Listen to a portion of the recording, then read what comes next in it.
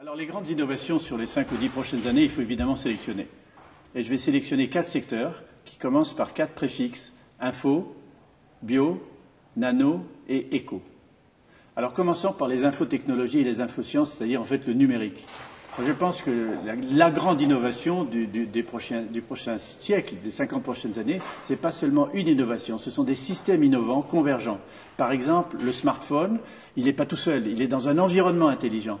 Et c'est la communication entre ce smartphone et ces environnements intelligents, avec la réalité augmentée, par exemple, qui va constituer des innovations majeures, à la fois pour les entreprises, pour le tourisme, pour la sécurité, pour la santé.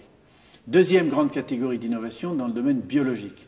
Dans le domaine biologique, je pense que les cellules embryonnaires et les moyens de prévention nouveaux vont être à la source d'un très grand nombre de systèmes innovants. Les cellules embryonnaires sont capables de reconstituer des tissus vivants, de faire repousser des organes à l'intérieur du corps. C'est ce qu'on appelle la médecine régénérative. Et à partir de ça, plutôt que de faire des transplantations venant de l'extérieur, on pourra faire repousser de l'intérieur un certain nombre d'organes défectueux.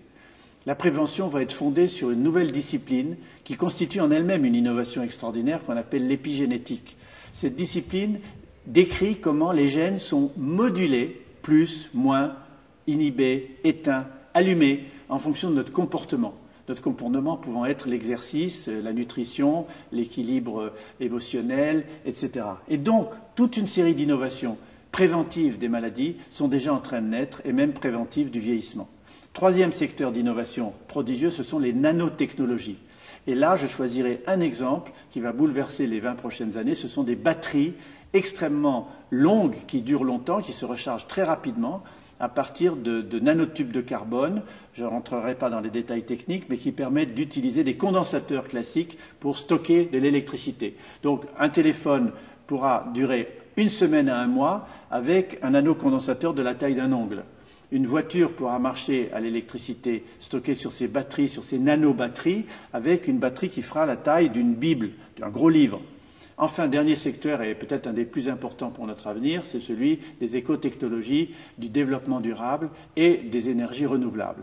Là aussi, je ne parle pas d'innovation, je parle de systèmes innovants. Et parmi les systèmes innovants, il y a l'hydrogène et une grille intelligente de transfert de l'électricité. L'hydrogène d'abord, parce que l'hydrogène, ce gaz, est en fait de l'énergie solaire en conserve.